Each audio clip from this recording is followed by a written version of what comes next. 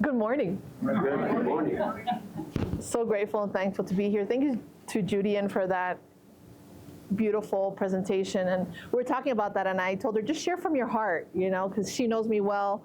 When we share from experience, it's so different than just reading from a paper. And I think it was just beautiful. So let's just give her a hand, Judian, for the platform assistance, because she's really good at it. I love the way she does with the platform. And also, I want to thank Dave for filming. He's going to be coming after me back and forth while I'm walking today. I have no notes, so. And then BJ for helping us out here. And then each and every one of you for being here, for how you serve the community. I mean, this is special. This is special. This is a place where you get to come to and remember, And it takes something. People just think this just shows up.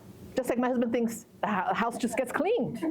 He realized it when I was away this weekend that's the true thing. It just doesn't get cleaned, Mama does it, right? So there's effort to that, and there's service. And that's why I love this community, and that's why I'm here today. I'm here today because I know the love that's here. I know the service that's here.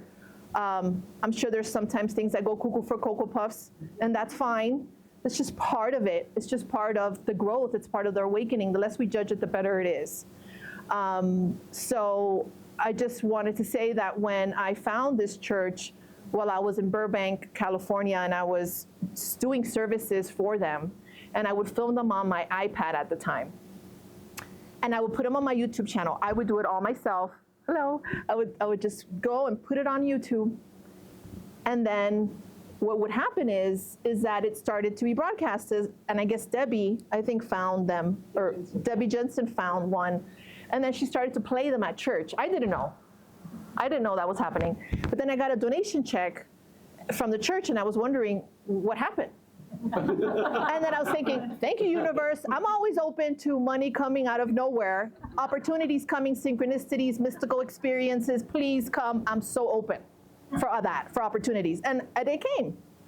And what I was told is that my services were being put on Sunday services, and I thought it was so cool. And I was like, that's so great. And then, why don't you guys have me on Zoom or something? And they ended up years later, because this has been over a 10-year relationship, this Grand Junction and myself, for those that didn't know.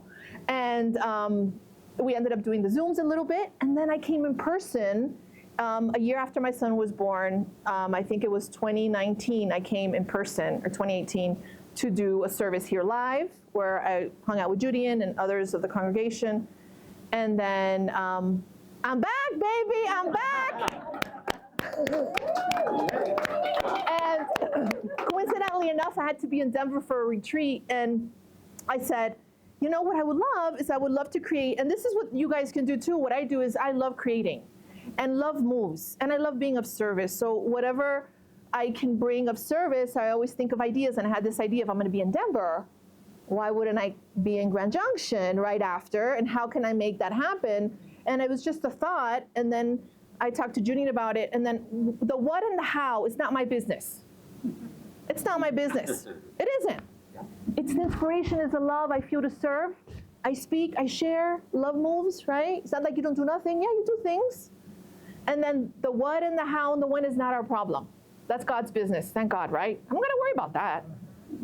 What angels? If Judian says yes, it's a go, and if Judian says no, it's not a go, and that's fine. It's all good.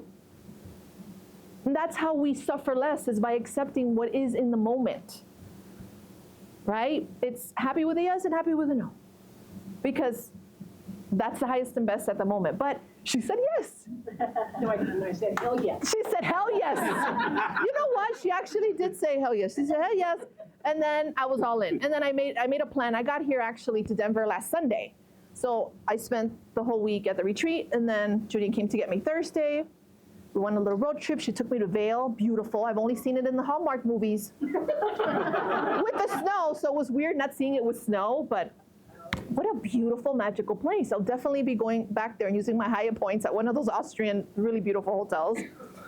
And it's a joy. And when I stand here, I'm just so grateful because it's so beautiful. And Dave was saying this, or I think actually Samuel was saying it also, is like, it's so interesting that I'm not on the screen like I'm here, and that is miraculous. It is a miracle how just Spirit works it out, and it's so easy, right? Easy is normal. I was teaching that to my little volunteer group. I'm like, ladies, the whole retreat is as easy as normal. Let's just call that in. We've normalized that it has to be hard. We've normalized that we have to struggle. We've normalized that, fear is normal. So I'm trying to normalize that happiness is normal. And it's not a happy like, I talked about it yesterday at the retreat. It's not like a happy. It's a genuine knowing of your source and who you are, and having a deep trust that all is perfect and all is well. Right? So I just want to congratulate everyone that was at the retreat yesterday. If that was you, can you raise your hand? Who was at the retreat yesterday? Wonderful. Let's give a hand to all of them, because that was yesterday. That was like the spiritual Olympics, baby. In 5 hours. It was just like exactly that video. I was just a little nicer, the beginning video. I did say, she did remind me that I did tell somebody to stop it, and I did tell somebody, no, we don't do that, which was with we're not going there with George. Where's George? Oh, he's here. George, I love you. He was about to say it was something again. I said, we don't go there. We don't say that. And he got it. He walked out of there just understanding a lot of things. Recognizing, he had this whole narrative of like that his heart is broken. The doctors told him the heart is broken. He kept on saying it over and over again until I told him to stop it. If you done that, like he did that, I think I would. I don't know. I think I would be well with that. You'll be scared. You'll be scared. I'd be going out telling you, I'm getting in a long place. Yeah. What we in the verse I want to be at. What we wanted to do is we wanted to give a demonstration of resistance. And give a demonstration of, actually, my husband and I were talking yesterday, and I said, we had such a great workshop. There was a couple, they really, it was a process with some people, a lot of resistance. He said, oh my God, you should put that video, stop it. So that's why that idea came up. And it's because it's a funny metaphor, but it's really how we are when we are attached to our stories. And the story of her being buried alive in a box is a real story that this person believes in, but we actually collectively believe our own stories. Maybe it's not being in a box, but maybe it's a sister, right? Everybody had their stories. Chris had the sister, and there's another person that had the boss that kind of makes her cuckoo. You'll hear me say that a lot. Cuckoo is the cuckoo voice, right? So when we start to observe and see that these stories are not bad and not good, but more of an illusion, because the Course says only love is real, all else is an illusion, we start to get closer to source. And I understand that many of you here have your own stories, correct? Your own stories of abuse, your own stories of hardships, your own stories financially, your own stories of death, anything, right? My dad personally committed suicide when I was 3 months old by literally shooting himself in the head. So I've had that trauma, but I don't remember. I was 3 months old, but after that, my mom, I can't imagine my mother, right? So my mother also passed away. I had an ectopic pregnancy in 2014 where I lost one of my fallopian tubes. I was able to have a child, thank goodness, with my other one because I believe in miracles, So I'm saying that all of us have our hardships and there's different degrees of it, but the Course says it's all the same. Fear is fear is fear is fear, right? And when we start to get unhooked from those stories, we begin to have more freedom. That takes something. And that's the part. That's like David's shaking his head, right? It's like, it's that, I just got goosebumps because it really takes something. Because it's hard to go on. It's hard to get your clothes on. It's hard to keep on living and talking because of any trauma you've had in the past, right? What happens is that we're living with our past references in the present moment. So your present and your past is entangled. So your reference point in the present is actually not, you're not living in the present, you're living from your past stories. Does that make sense? So if you want to start to living more in your true nature and live your true self, which means just living a life you love, living more in aligned to understanding who your Father is and really trusting that love, then you start to disentangle yourself from your stories of victimization of what you went through, because is it serving you in any way? Hanging on to that? No. Except bring you pain, right? I mean, let's be honest about that. I would say if it's serving you, please do it, right? But it's not serving you, so why not start to become untangled from that past? And when we begin to come entangled from that past, we do that by non-judgment, non-personalization, non-victimization, trusting more, and more gratitude. Makes sense? Okay? So when we begin to not personalize things or not judge things, we begin to be more free. We understand that what happened is what was supposed to happen. Sometimes we don't understand it, such as, I don't understand why I had to go through an ectopic pregnancy. Why did I have to go through that? I don't understand it. Why? But if I start to say, I had a miscarriage, I lost something, why did it happen to me, then I'm not happy, you know? I'm not living in my power. But if I trust and know, I don't want to play God, I don't want to have the God complex, I don't know better, because I'm just having the God complex when I say that shouldn't have happened to me. Does that make sense? Because I don't know. There was a girl that had an NDE and a near-death experience, and she was talking about how everything that happens is all interconnected for a reason. The bad, the good, and the ugly. It's all like, it's actually helping others. When really weird stuff happens, it's all part of the whole thing. And that kind of makes sense, doesn't it? At least it brings me comfort. It's like, right? It's like somehow what has happened helps something in the vortex of something else for it to all work out itself. I know it's a little mystical and woo, right? But think about it. For me, it makes sense. She also said that when you're at the grocery store, before you're born, she saw us like, it's like we go to the grocery store and we start picking our experiences, but very innocently. It's like, oh, divorce, or this, a car, whatever. You just start putting it in your basket. And then you come in your soul and you're gonna live out certain situations, right? So if you start, I want you to become more empowered by starting to see that your past is your past and you no longer need for it to be entangled in the present moment. And to begin to let go of that having hold over you by starting to say, what happened was exactly perfect, but you don't have to understand it. So what happened with me with my ectopic pregnancy was exactly perfect, and I don't need to understand it. It was what it was. Am I gonna crucify myself about it? Am I gonna continue feeling it was a loss? Yeah, I did that part. I'm done with that part. I usually give myself 3 days and that's it. Jesus did, got off the cross, right? So I don't need to be suffering more than that. And if it comes back, because the feelings will come back and the sadness will come back, I'll just remember again, just like my mom's passing, brings me sadness. Or my little brother, when he was 9, he got hit by a car, it's like, and he passed. So it's like, if I start to think of these things, I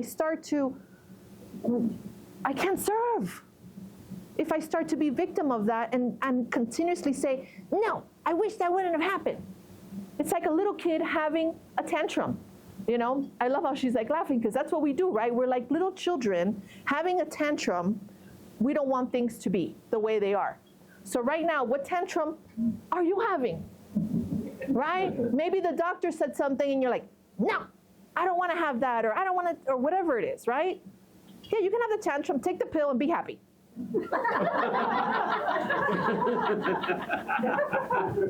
Sometimes you just got to take the pill. If not, you're going to go cuckoo for a Cocoa Puff. So we need the pill, and maybe we need something else. Or maybe you don't need the pill. It's all guided, right?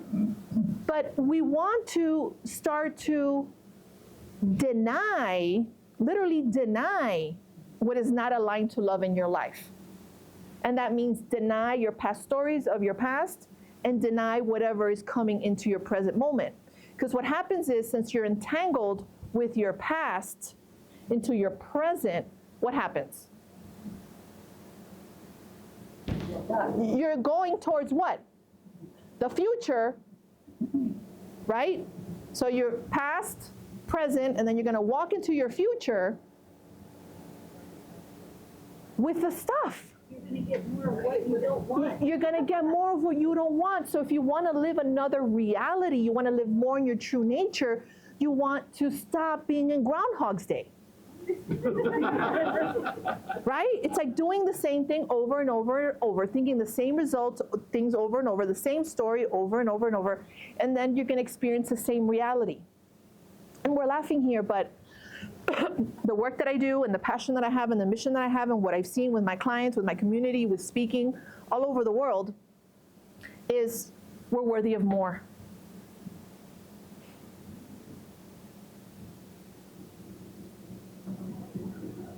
We're worthy of more. And that's why my call is so strong, because we're worthy of more than that.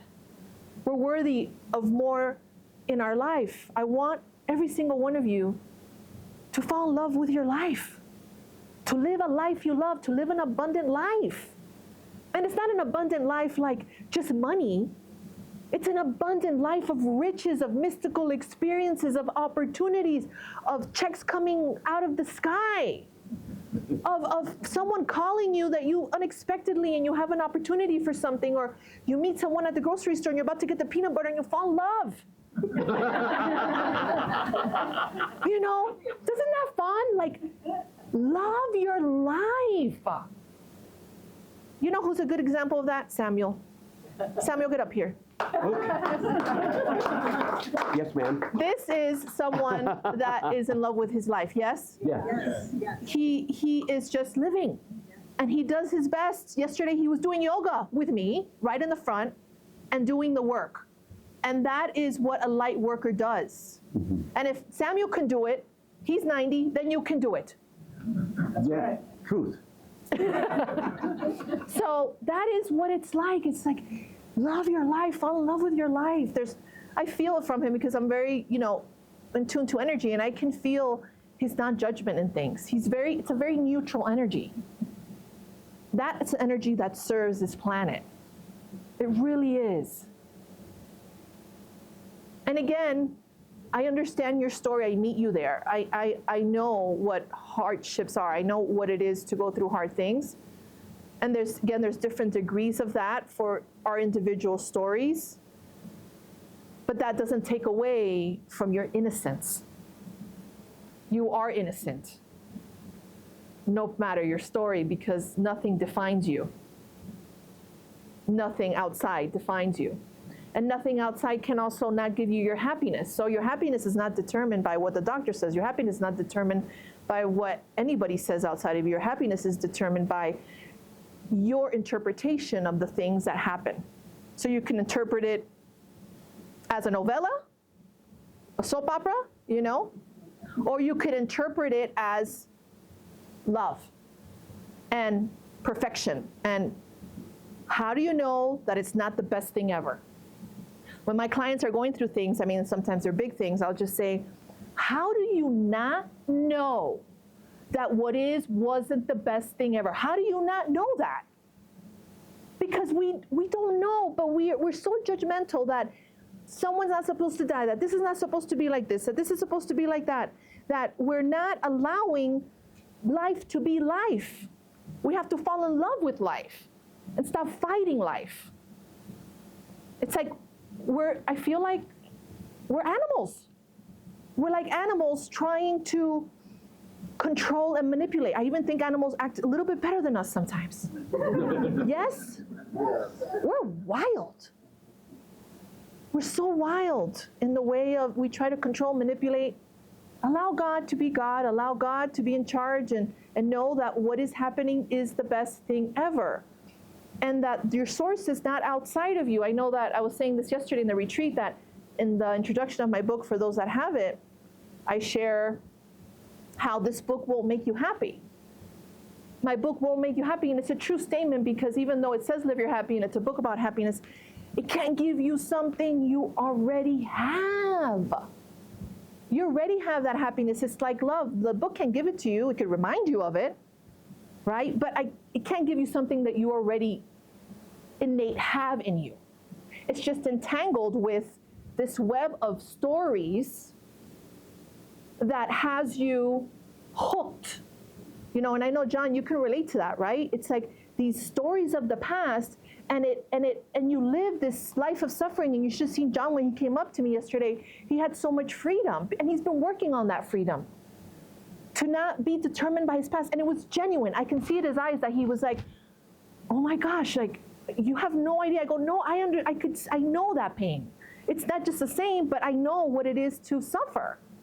Fear is fear is fear is fear. And I can feel wholeheartedly that he came from a space of, I feel that for the first time I feel free, right, John? He said, I feel free. I've been working to this point, but it was so bad. And I just, there's a part of me that clicked, and I'm just like, done. I want to live my life. I want to have a life you love. And you know what, John? You deserve to have a life you love. You deserve to fall in love with your life. And every single one of you deserves to have a life you love and fall in love with your life. Every time I say that, I get so excited. Because I know what it is to fall in love with your life. And it doesn't mean like fall in love with your life, like your ego life. It means falling in love with your life because God's will for you is happiness. It says it over and over again in the Course. God's will for you is happiness. God's desire for you is happiness. You are as God created you. You're not a body. You are free. So how do you want to live more in your true nature is you want to become more non-judgmental. You want to start how you see, how you entangle your past to your present and start changing the way you are. I've had a huge transformation this year because I made that decision. And I've done very uncompromising things, not only in my mind, because the mind changes first. You make that decision, right? That big willingness we were talking about yesterday, having that big fat willingness to want to change. So it's like I made the decision, okay, I want this change to happen, so I started to be very uncompromising. So I started to track my macros and start to train 4 days a week at the gym, you know, to weight train because I want to change my body recomposition. I want to start to meditate more. I want to start to show up in my community and have my community grow more, which has been growing exponentially every day. And my mission is to help people awaken to your true nature. I want to speak more. I want to do more events. That's why I'm here. So it's like, I'm all in, baby, for my life. And I have an intention, and that intention is served every single day because this was great. I love that. Perfect. Okay, thank you. And now I'm living in my present, but not entangled with that. Right? I am living a new reality. And physically, it's even happening physically because that's my desire. I always said that I wanted to lose weight. And how many of you have said that and then it doesn't happen? I don't know how many diets, how way it just never happens. I'm like, no, this time it will because I'm so committed to that. So I'm coming into my sexy 50s in October. And I will be jacked. And I will be ripped because I say so. Because I am done with the past. And it's just an analogy, right? It's just like a metaphor of how to get over ourselves, right? And it's funny because I tell my son, I tell him all the time when we're sitting down, it's like, oh my God, I can't wait. I just talk about it all the time. I can't wait to be jacked. I can't wait to be ripped. Can't wait one morning because I've been working out so hard that I'm just waiting for my muscles to come out, right? Because of the fat. And I said, oh, I can't wait for the muscles. I'm going to be ripped. And he's like, Mom, stop it. You're not jacked. I was like, no, I'm not jacked now, but it's coming. It's under the fat. The fat needs to come out. It's coming. So my trainer said recently, she's like, Maria, you're in your first year. And this made me feel really good. She's like, this is your first year and you're the 1%. Because a lot of people would have already quit already, right? I've woken up every day. I've trained 4 days a week. I've been tracking my macros on my thing. It's been the hardest thing I've ever done. But I feel like it's been more than a fitness journey. It's been a getting over myself journey, getting out of that limited mind. And she said to me, you see your second year? She told me she's 60, my trainer. She looks like literally Popeye. And she says, Maria, you better get ready because you're the 1%. And if you're sticking to it, your muscles will start coming out in the second year and you will look like Popeye too. And then I told my son, I said, honey, I'm going to be Popeye. He's like, oh, Mom, stop it. So it's like, And now he'll start declaring it for me because he knows I love it so much. He's like, Mom, you're jacked. Mom, you're ripped. He's like, he's so into it now because I've made my family believe in it too. Do you see how powerful we are? And I share that story because it's just a metaphor of how we can do hard things and we can do what we want. So what is that calling of the heart you have to sing, to write, to paint? You're never too old. Like, do things you love. Go out there and do things you love. You know, one of the things that was inspired by Judy is that she goes to yoga and all these ladies go to the yoga and they do stretching and they have their classes. And I was like, I was inspired by that because I feel I'm not really involved so much with the community. I have more community online, but I was like, you know, I want to be more with people, you know, and that's something I want to now take with me that I will start to integrate in my abundant life because I know what my abundant life is. So what is your abundant life for you? I want you guys to work on that today and see, like, what does that look like? Travel, relationships. You know, mine is always, I have more than enough time, I have more than enough money. That's what my abundant life looks like. So when we have clarity about our abundant life, we begin to live and get out of the Groundhog's Day thing. And, you know, I'll wake up at 6 in the morning to go to the gym, or I will go plug my food in my phone because that's my new reality. Does that make sense? I will be the person. If I want to be the personality of abundance, I need to have the habits of the personality of abundance. Does that make sense? And that's God's will for us. So my question is are you ready? Are you ready? Yes, I am. Are you sure? Because I'm sweating up here with this talk and you guys aren't listening or excited? Excuse me. Just kidding. Are you ready is the question. Are you ready? Yes. So do you have any type of hang-ups that you're going to work on, right, and let go of? Yes? Yes. And we're going to start to leave that in the past so it can stop entangling with the present, yes? Yeah. And we're going to walk into a new future that is incredible, miraculous. And guess what? It already lives now because as soon as you unhook from that, you are it here. Does that make sense? It appears that it's going to go to the future, but it's already here. And it's just going to start, you're just going to start to be materialized. It's sort of the energy first. And then it will materialize into the particles and the neutrons and the atoms, and you start to be another person. So you're worthy of that. The time has come. And it's easy to come out of here and forget. In the morning, then the ego says, I'm back. Tomorrow morning, it will be there.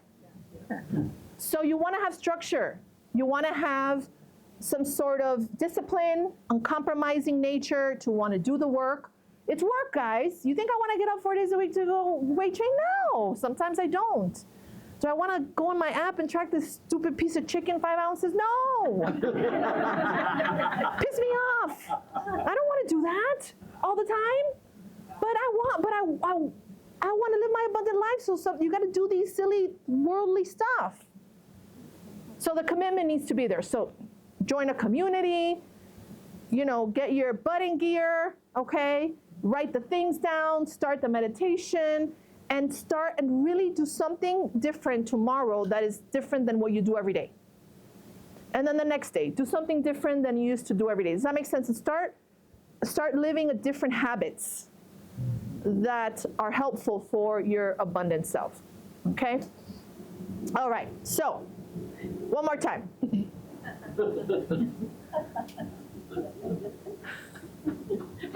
Are you ready? Yes. Good. Amen. I love you guys. Thank you.